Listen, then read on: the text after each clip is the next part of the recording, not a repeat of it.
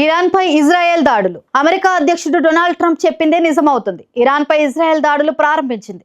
ఇరాన్లోని ఈశాన్య ప్రాంతంలో పేలుళ్ల శబ్దాలు వినిపిస్తున్నాయని ప్రత్యక్ష సాక్షులు చెబుతున్నారు. అయితే కేవలం సైనిక స్థావరాలు లక్ష్యంగా చేసుకుని ఇజ్రాయెల్ ఈ దాడులను ప్రారంభించింది. ఇరాన్ పై ఇజ్రాయెల్ ముందస్తు దాడులను మొదలుపెట్టేసింది. ట్రంప్ గతంలో హెచ్చరించినట్లుగానే ఇజ్రాయెల్ అటాక్స్ చేయడం మొదలుపెట్టింది. ఇజ్రాయెల్ అణు కేంద్రాలు మరియు సైనిక స్థావరాలపై దాడులు చేస్తోంది. శుక్రవారం ఉదయం ఇరాన్ రాజధాని టెహ్రాన్లో పేలుళ్లు వినిపించినట్లు సమాచారం. ఈ దాడుల తర్వాత టెహ్రాన్ అంతర్జాతీయ విమానాశ్రయం అన్ని విమానాలను నిలిపివేసింది. దాంతో పాటు ఇజ్రాయెల్, ఇరాన్, ఇరాక్ దేశాలు తమ వైమానిక ప్రాంతాలను మూసివేయాలని నివేదికలు చెబుతున్నాయి. ఇజ్రాయెల్లో అత్యవసర పరిస్థితిని ప్రకటించారు.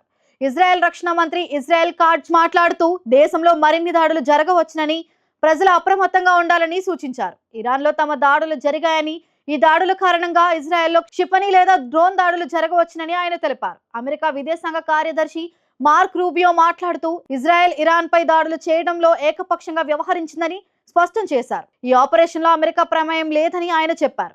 ఇరాన్ పై దాడి చేయడంలో అమెరికా అధికారికంగా మద్దతు ఇవ్వలేదు. అయితే ఈ ప్రాంతంలోని అమెరికా దళాలను రక్షించడం తమ అగ్ర ప్రాధాన్యత అని ఆయన చెప్పారు. ఈ విషయంలో ఇప్పటికే వారు అవసరమైన చర్యలు తీసుకున్నట్లు పేర్కొన్నారు. ఇరాన్ పై ఇజ్రాయెల్ దాడి మొదలవటం ప్రపంచ వ్యాప్తంగా ఉద్రిక్తతలను పెంచింది.